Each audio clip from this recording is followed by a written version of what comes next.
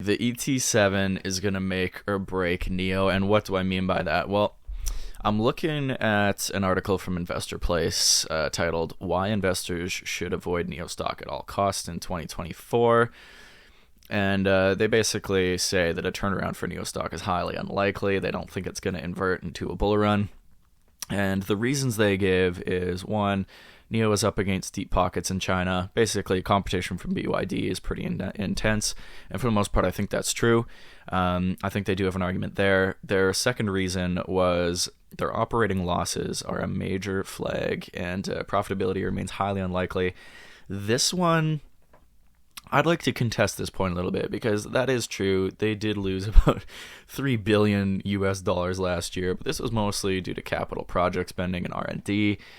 And, this trend of heavy spending and losses is unlikely to continue going forward, just given the amount of investing they did last year. So I'm not really worried that they're, unless they are still losing money going into mid to late 2024, then I would start to be very worried.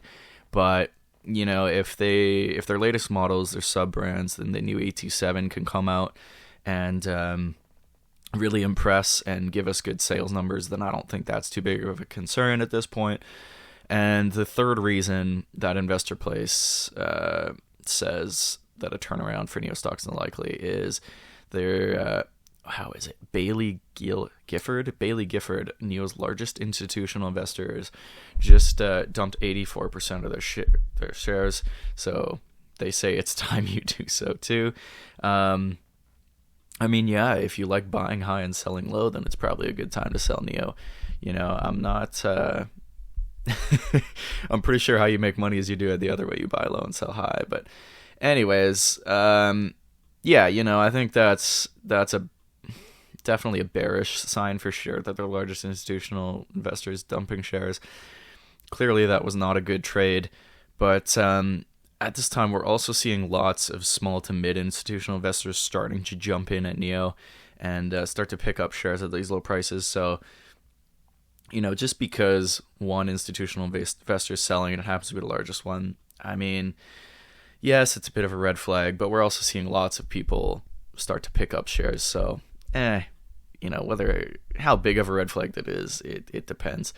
For me, I like to look at valuations just because it's simple.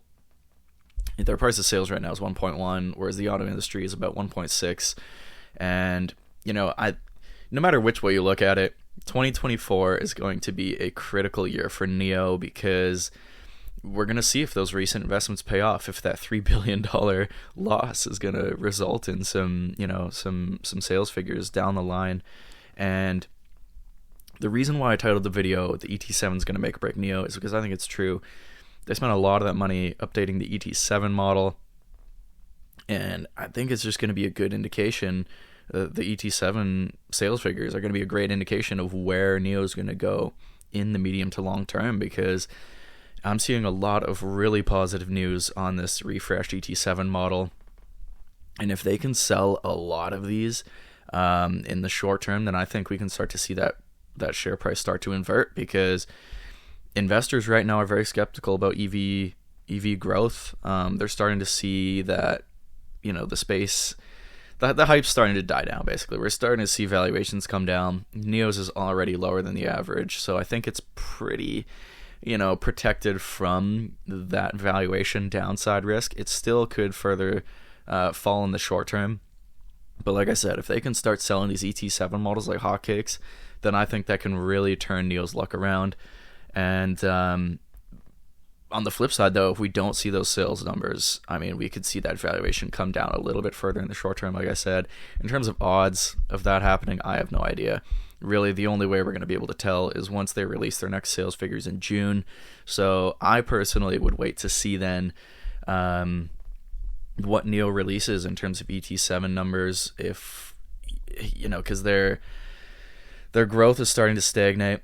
We will see if it's going to plateau, if it's going to decrease, increase, and if it can show even just a little bit of increase in June, then I would take that as a huge bullish sentiment for NIO, because it still has a lot of growth to do.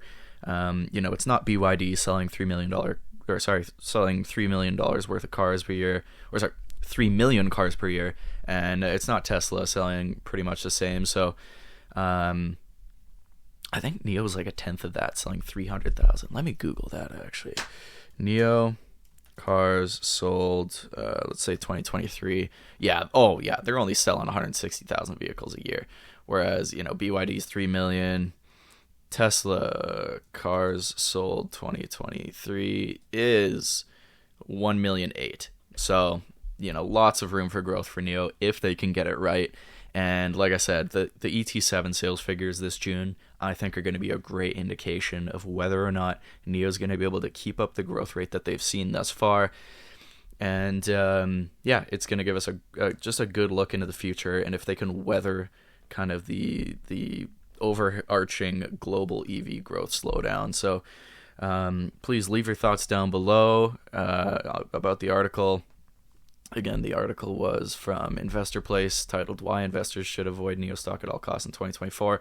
I don't know if I agree with that, but let's wait in June to see what the ET7 is going to do. So please drop a like.